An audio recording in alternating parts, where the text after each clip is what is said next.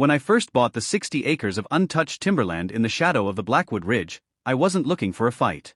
I was looking for silence. I'm a carpenter by trade, a man who finds more comfort in the grain of a cedar plank than in the company of a crowd.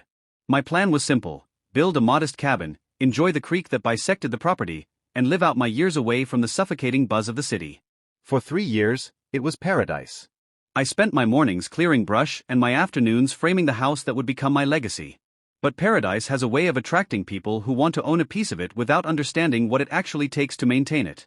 Bordering the eastern edge of my property was the Whispering Pines development, a high-end homeowner association that prided itself on manicured lawns and strict conformity. I never thought much about them, and they ignored me until they decided to pave a private road leading to a new cul-de-sac right against my property line. I kept to myself, using an old gravel logging trail that had served my family for generations to get in and out of my land. That trail ran through a small notch in the hills, the only flat ground for miles that wasn't prone to washouts or rockslides. The trouble started on a Tuesday in October. I came home from a supply run to find a heavy-duty steel gate bolted across my entrance, reinforced with a massive chain and a shiny new padlock. Taped to the center was a laminated notice from the Whispering Pines HOA stating that my access point was an unauthorized breach of their private perimeter and that I was trespassing on their common ground. My heart dropped. This wasn't just an inconvenience, it was a blockade. I knew exactly where my property lines were. My grandfather had walked them with me 30 years ago, and I had the surveys to prove that my logging trail had a deeded easement dating back to the late 19th century. I tried to be the bigger person. I drove around the long way, which took an extra 40 minutes, and knocked on the door of the HOA president, a man named Arthur who looked like he'd never had dirt under his fingernails in his entire life. He didn't even let me finish my sentence. He told me that individuals like myself were a liability to their property values and that the gate was permanent. He laughed when I mentioned the easement, calling it a relic of the past that didn't hold water in a modern development. I left his porch with a cold feeling in my chest, realizing that kindness was being mistaken for weakness. For the next 2 weeks, they made my life miserable. Every time I tried to move equipment near the border, they called the sheriff, claiming I was disturbing the peace. They sent me cease and occupancy letters for a cabin they had no jurisdiction over. They were trying to bully me out, hoping I'd sell my land to their developer for pennies on the dollar.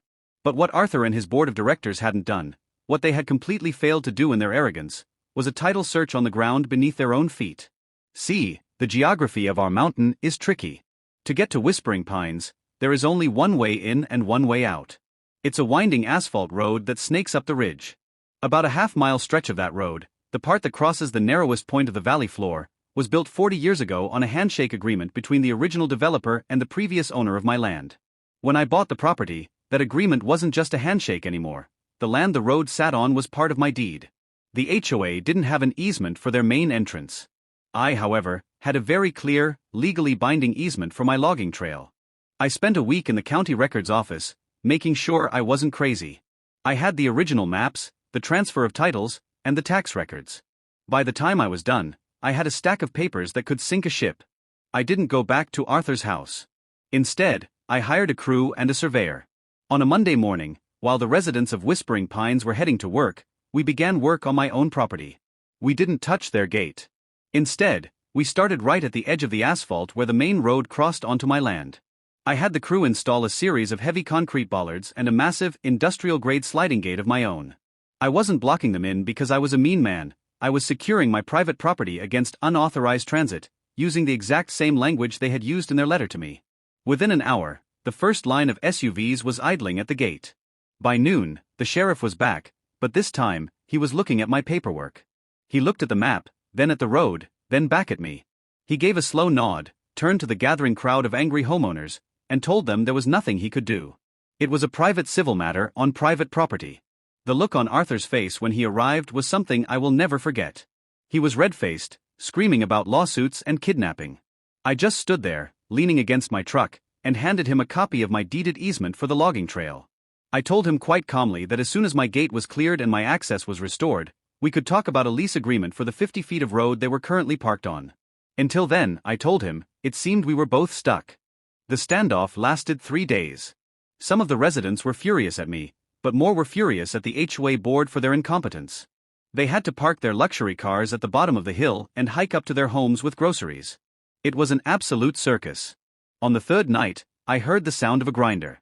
I walked down to my logging trail and saw Arthur himself, sweat pouring down his face, cutting the lock off the gate he had installed.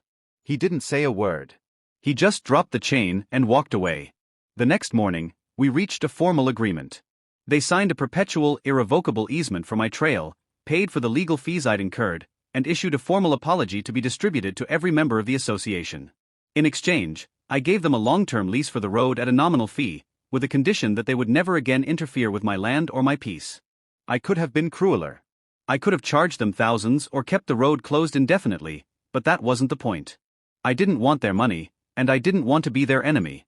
I just wanted them to understand that a fence works both ways. People often think that because someone lives simply or keeps to themselves, they are easy to push over. They forget that the person who knows the land knows where the foundations are buried. Today, the mountain is quiet again. The gate is gone, and the logging trail is clear. Sometimes, when I'm out on my porch, I see the cars winding up the ridge road, and I wonder if the people inside ever think about the ground they're driving over. I think about Arthur, who doesn't look my way anymore when he passes. There's a certain kind of peace that comes from standing your ground, not with anger, but with the quiet weight of the truth.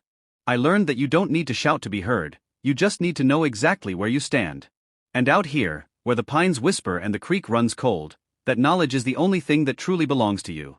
It was a hard lesson for them, but a necessary one.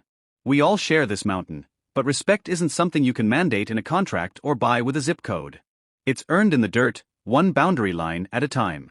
I went back to my cabin, picked up my chisel, and got back to work. The silence was finally back, and this time, it felt like it was here to stay.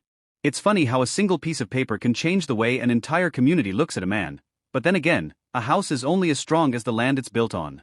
Mine is built on granite and history, and it isn't going anywhere. Neither am I. Would you like me to write a similar script focusing on a different type of property dispute?